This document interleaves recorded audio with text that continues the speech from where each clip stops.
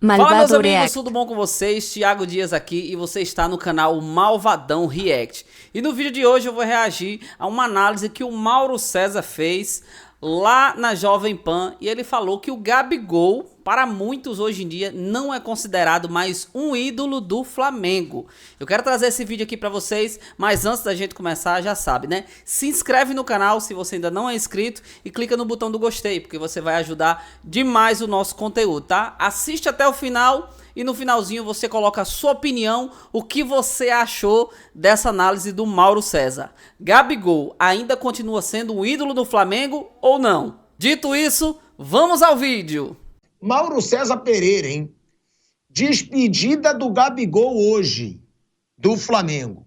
Gabigol tá indo embora. Cara, foi a semana inteira com postagens do Gabigol, com vídeos que o Gabigol fez pro seu canal no YouTube, os vídeos viralizando em páginas de Flamengo. Gabigol já falando que ele sai sem mágoa e que ele acha difícil algum jogador que chegue no Flamengo viver o que ele viveu no Flamengo.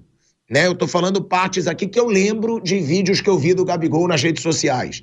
Ele diz, pode chegar alguém que faça mais gol que eu, pode chegar alguém que conquiste até mais títulos do que eu, mas eu acho quase impossível alguém viver tudo o que eu vivi no Flamengo nesses 5 anos, né? Nesses 5 anos de clube. O Gabigol diz que sai sem mágoas e o que mais repercutiu, Mauro César Pereira, que o Gabigol falou que foi corroendo por dentro o fato dele ter um treinador que não dava chance a ele, inclusive nos treinamentos, né? O Gabigol, nitidamente, jogando o Tite numa fogueira. É aquilo que eu falo, é justo? Não. Mas eu também digo o outro lado, que é o seguinte, o Tite comprou uma briga com o Gabigol desde a época de seleção. E ele sabia, vou tirar o Gabigol. Se der certo, eu sou o cara. Se eu for campeão, Agora, deu errado. Então, quem compra uma briga e dá errado, tem que saber que o outro lado vai bater também. Como o Gabigol apanha também quando tem que apanhar. Agora, Mauro, o que você tem achado desses pronunciamentos do Gabigol, né? Em suas redes oficiais, porque é no canal dele e depois começa a viralizar. E também dessa despedida do Gabigol. É o jogo da hipocrisia, né? Pessoas loucas para ficarem livres dele e ele louco para ficar livre das pessoas. É o que me parece, uma hipocrisia. Jogo de despedida para quem não vai pendurar chuteira, quem pode ser adversário do próprio Flamengo em poucos meses, que pode estar fazendo gol no Flamengo, se ele estiver jogando em outro clube bem, né? Aí vai fazer festa de despedida. Eu acho muito engraçado quando você falou aí, eu não sabia disso, como é que ele falou que ele não tem mágoa? Sim, sim. Mágoa com o quê? Foi o último vídeo agora. O último vídeo agora, que ele fala que teve problemas, mas que ele vai embora sem mágoa. Mágoa com o quê? Com o quê? Quem tem mágoa é o torcedor do Flamengo que gosta do clube e não de jogador. O Gabizete não. O Gabizete poderia até comprar uma camisa do Cruzeiro amanhã, caso o Cruzeiro realmente o contrate, né? Anuncie oficialmente sua contratação. Muda de time. Segue o Gabriel até o final da sua carreira. O rubro-negro é que tem motivo de ter mágoa com quem veste camisa de outro clube, que fica flertando com torcida de clube adversário, que no dia de uma dor, de uma derrota que custou um título, dá entrevista na zona mista, tranquilamente, sem nenhum abalo, e ainda fala que manda beijo mesmo pro técnico adversário, porque gosta dele, mandou o beijo uma semana antes, arruma uma suspensão tola por conta de uma questão lá no exame antidoping. Quando sai vaiado, diz desculpa para a torcida, como fez no jogo São Paulo 1, Flamengo 0 do Maracanã ano passado, na final da Copa do Brasil. E não joga nada há 2 anos, exceção ali de um ou outro momento. E teve aí a felicidade de fazer aqueles 2 gols na final da Copa do Brasil. No jogo de volta já teve aquele problema quando ele foi substituído. Mágoa. Quem tem motivo para ter mágoa, se é que tem mágoa, né? É o torcedor do clube. Só ele. E essa história do Tite, tudo isso é um absurdo. É só para quem não tem memória ou é muito cretino para acreditar nessa história. Porque, gente, vamos lá. Ia barrar o Pedro? Você tiraria o Pedro? Você tiraria o Cebolinha? O Luiz Araújo, que entrava no time? O Bruno Henrique? O Lohan, em dado momento, como contra o Corinthians no primeiro turno, que ele jogou bem, fez até gol. Vários jogadores estavam em condição melhor do que ele. Ele virou reserva pelo seu péssimo desempenho durante muito tempo. Para mim, essa festa é uma farsa. E o Flamengo não poderia renovar um contrato de um jogador que quer ganhar um salário altíssimo, que é um direito que ele tem de querer pedir, pede o que ele quiser, e que não joga futebol compatível com essa remuneração. Simples assim. Então seria um absurdo se o presidente do Flamengo renovasse o contrato nas bases que foram até alinhavadas no ano passado, né? Que foi já um absurdo chegar naquilo. Ele brecou e fez ele muito bem. Isso aí ele acertou. Errou aqui, ali e tal, mas aí ele acertou. A obrigação dele é fazer o melhor para o clube. E não seria bom para o clube você pegar um reserva convicto, um cara que se adaptou ao banco de reservas e pagar o salário mais alto do Brasil, talvez, um dos maiores do país e o maior do elenco. Não tem cabimento. Você tem que remunerar bem quem te dá retorno técnico. Ele não dá retorno há 2 anos. Pode ser que ele volte a jogar bem em outro clube, pode ser que ele brilhe em outro clube, mas aí é problema dele e do clube, não é problema do Flamengo. O Flamengo tem que seguir a sua vida, desapegar, tratar essas relações como uma relação profissional. E se tem alguém que tem que ter mágoa, se é que tem mágoa, é o torcedor que gosta dele, ou gostava, e que se chateou com todos esses episódios aqui, que eu citei alguns, que foram no mínimo controversos. É isso. Agora o jogo é uma grande bobagem isso aí, uma grande besteira. Despedida para quem para de jogar. Vê o Léo Moura. Depois entrou na ação contra o Flamengo depois, foi jogar no Grêmio, chegou a conversar com o Vasco. Renato Gaúcho, era ídolo do Flamengo, jogou no Fluminense, fez o gol de barriga famoso, não é? Bebeto foi direto para o Vasco, depois voltou para o Flamengo. Romário era do Vasco, jogou no Flamengo, voltou para o Vasco e tal. E faz gol no um, faz gol no outro e tal. Você vai fazer festa de despedida. Um jogador que não vai parar, que vai continuar. Ah, mas teve para o Rodrigo Caio. Na verdade, ano passado fizeram a festa para o Felipe Luiz, o Rodrigo Caio foi junto, mas o Rodrigo Caio, coitado, ele com aquelas lesões dele só saiu porque não conseguia mais jogar com regularidade.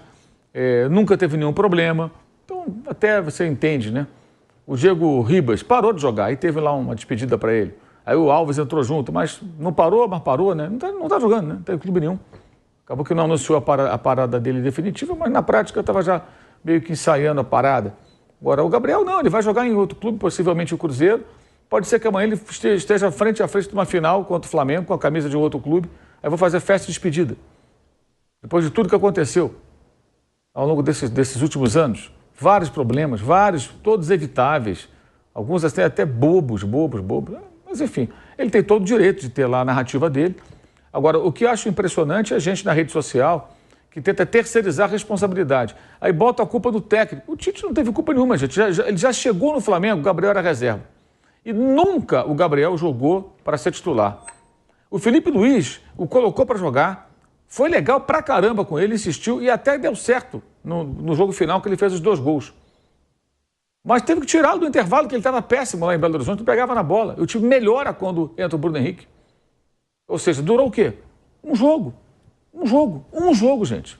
Um jogo. Fora isso, vamos lembrar, o passe para o Carlinhos marcar o gol da Vitória sobre o Vitória. Foi um bom momento dele. Batendo pênalti, fez o gol de 6-1 embaixo da trave contra o Vasco. Uma grande atuação. Qual o momento que ele foi decisivo? Contra o Peñarol, o Flamengo precisava dele. Entrou, fez o gol? Não fez. A bola já se ofereceu no chute de Matheus Gonçalves no final do jogo. Era só desviar do goleiro, ele não conseguiu. Se ele faz aquele gol, muda o curso da história, o Flamengo poderia estar classificado. Poderia ser hoje campeão, sabe lá?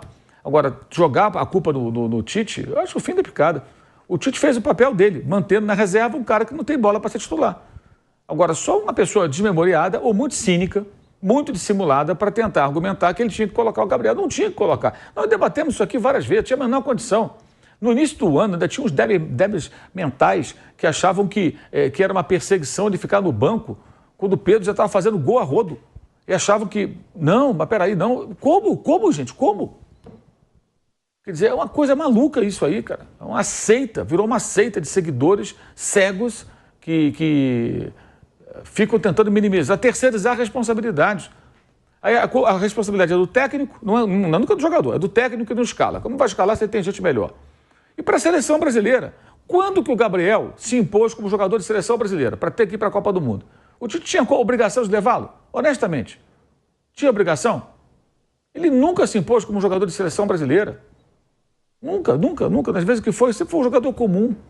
E sempre o Tite o via como um jogador de lado. Não era ele que ia mudar o curso da história na seleção. Ele é um jogador bom no Flamengo. Como foi bom no Santos. Só. Não levá-lo. Foi uma opção certa ou errada. Isso não interessa. A seleção que se dane a seleção brasileira. O que importa é o Flamengo nesse momento que a gente está discutindo. E no Flamengo ele nunca mereceu ser titular. E até jogou muitas vezes. O Bruno já fez aqui a apanhado geral entre ele e Carlinhos. Uma vez só. Estavam ali os dois, o Carlinhos entrou. Ele estava suspenso, estava machucado. Suspenso ou machucado. Aí entrava o Carlinhos. O Felipe Luiz colocou o cara para jogar. Insistiu, ele ficava em campo, não fazia nada. E o Felipe insistindo. Aí deu certo lá. Parabéns para o Felipe Luiz. Aí no jogo seguinte ele vê, não está bem o Gabriel, vou botar o Bruno. Pôs o Bruno Henrique. Confusão. Problema lá no vestiário, tudo foi amplamente noticiado e tal. Aí vai o Felipe Luiz para a coletiva depois, todo sem graça. Aconteceram coisas que eu não gostaria, falou alguma coisa nesse sentido. E hoje vai ter a oportunidade dele de se despedir da torcida. Vai ter essa festa, para mim é uma grande falsidade por parte da diretoria do Flamengo, porque os caras estão loucos para ver ele pelas costas. Ninguém aguenta mais ele ali. Ele acho que também não aguenta os caras, porque ele acha que ele merece um salário alto, um contrato longo e tal. Foram muito generosos até oferecendo um contrato de 1 ano. Eu não ofereceria nem isso. Com aumento, tudo, de jeito nenhum. De jeito nenhum. Só que existe uma religião de jovens torcedores hoje em dia que se apegam ao jogador. Não é só no Flamengo, não. O cara tem apego ao jogador e não ao clube. Eu entendo que o clube está sempre em primeiro lugar. Em primeiro, segundo, terceiro, em quarto. O jogador vem logo depois. E para o jogador chegar no patamar mais alto, ele tem que fazer muito mais do que gols em algumas finais e tudo. Ele tem que ter comportamento, conduta, respeitar o clube em qualquer situação. Nunca flertar com outro clube. Jamais, mas jamais. Mas nem pensando, mas nem por pensamento. O cara é ídolo do Flamengo, ele tem que ser o ídolo do Flamengo, da torcida do Flamengo. Não se admite vestir uma outra camisa, flertar com a torcida adversária. De jeito nenhum. Tá sorridente depois de perder um título. Isso aí é inadmissível, na minha concepção, do que eu imagino.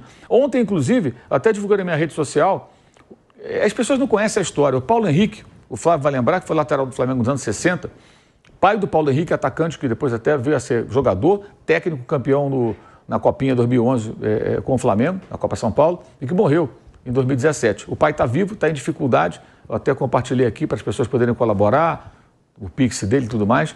O Paulo Henrique, ele jogou 436 partidas pelo Flamengo, de 60 a 72. Certa vez foi renovar o contrato, ele falou, assina aqui, põe o que vocês quiserem, eu só não quero ir embora. É outro tempo, mas ó, paixão do cara pelo clube. Quando ele parou de jogar, ele é de Macaé, né? O que ele fez? Fundou uma torcida Flacaé. E ele alugava ônibus e ia como torcedor com a turma pro Maracanã ver o Flamengo jogar. Olha que coisa. Essa é a minha concepção do que é um ídolo, do que é o cara que respeita o clube, que ama o clube, que joga com paixão. Eu entendo que você sai para um outro clube. O Thiago Maia mesmo sempre falou que é Flamengo. Mas ele ficou num momento ruim no clube, estava desgastado, foi para o Internacional, ele é um profissional.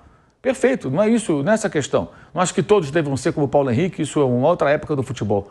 Mas para você ser ídolo mesmo, na minha concepção, você respeita o clube acima de qualquer coisa, cara, que nem uma religião. Aí você vai ser o ídolo. Você tem por aquele clube um respeito, uma admiração, uma relação diferente de alguém que tem alguns comportamentos que a gente não pode concordar com eles. Infelizmente, não. Então, segue a vida, que seja feliz o Gabriel, é um jovem, tem 28 anos, que ele retome seu bom futebol de outras épocas, né? E o Flamengo vai seguir o caminho dele. Agora, tecnicamente, vai fazer a menor falta. Mas a menor falta. Tem vários jogadores ali hoje melhores do que ele. Se ele voltar a jogar bem em outro clube, sorte desse clube, que vai ter que fazer uma aposta muito arriscada, porque é um atleta que deseja um contrato longo, com remuneração elevada, é um direito que ele tem de pedir, sem nenhuma certeza de que ele vai voltar a jogar um bom futebol. Porque a má fase dele não é uma má fase. Eu entendo como um declínio técnico, uma não ampliação do repertório como atleta, como atacante, né? Que a gente não sabe se ele vai conseguir se aproximar daquilo que ele foi em outro momento. E mais, os grandes momentos dele no Flamengo se devem também ao que o Flamengo ofereceu a ele. A oportunidade de ser treinado pelo Jorge Jesus e de jogar ao lado de ótimos jogadores. Ótimos jogadores. Ele sozinho não ia resolver nada, evidentemente. Mas o Flamengo encheu de grandes jogadores, de ótimos jogadores, né? O elenco botou ao redor dele e aí o futebol do cara sobressai. Em outros lugares, com outros jogadores, de outro nível, a gente não sabe como é que vai ser. O Cruzeiro também tem um bom elenco, mas está muito longe desse estágio, né, desse nível que o Flamengo proporcionou a ele de atletas, de companheiros de um nível muito elevado em determinados momentos, o que proporcionou a ele também a oportunidade que ele aproveitou muito bem, jogando muito bem, merece todo o respeito e a sua história não vai ser apagada. Eu vejo dessa maneira. O Mauro trouxe essa situação, e aí eu vou até perguntar para vocês se vocês lembram, né, de algum jogador que teve uma despedida antes de encerrar a carreira, porque eu não lembro, eu estava tentando lembrar, eu não lembro. Léo Moura no Flamengo. Aí foi pro Grêmio depois, chegou até a negociar com o Vasco. Léo Moura. Verdade, e o Léo Moura nem claro, adoro o Léo Moura, mas não é tão ídolo. Teve um jogo de despedida para ele. Um jogo específico para ele. Vocês lembram de algum outro clube ter feito também em São Paulo, no Sul, Minas, Nordeste? Eu não lembro. Por quê? Porque eu concordo com muita coisa do que o Mauro disse, mas eu só discordo dessa situação. O ídolo tem que ter também postura fora de campo, senão não é ídolo. Eu concordo que o ídolo é muito mais ídolo se tiver a postura fora de campo, como o Zico. Porra, olha o que é o Zico. Não dá pra comparar o Zico com ninguém, porque o Zico é um gentleman, o Zico é simpático com todo mundo, o Zico é educado com todo mundo, o Zico nunca desrespeitou o Flamengo. Agora, eu não acho que o Gabigol deixa de ser ídolo do Flamengo. Então isso eu acho que eu discordo um pouco do que o Mauro falou. Ele é pit boy, ele tem atos de indisciplina, mas pra mim ele continua sendo muito ídolo. Pô, o cara fez os dois gols. Eu não falei que ele não continua sendo ídolo. Ele é ídolo dos Gabizetes. Mas para muitos rubro-negros não é mais. Porque eu não existe uma opinião comum, tá? Thiago. Não existe uma opinião única. Para muitos rubro-negros que eu falo, que eu conheço, ele não é mais ídolo. Pois é, galera, aqui chegamos ao final de mais um vídeo aqui no canal Malvadão React. E se você ainda não se inscreveu, o momento é agora, tá? Clica no botão de se inscrever que tem aqui do lado, que você vai estar ajudando demais o crescimento do nosso canal. Como eu sempre digo aqui no canal, a camisa é pesado, o manto é sagrado e juntos nós somos mais fortes. Então compartilha esse vídeo aqui em todas as suas redes sociais, manda nos grupos do WhatsApp e traga pelo menos 1 ou 2 flamenguistas para se inscreverem aqui no nosso canal, tá bom? Em breve mais novidades aqui no canal Malvadão React. Eu aguardo vocês. Até os próximos vídeos. Valeu!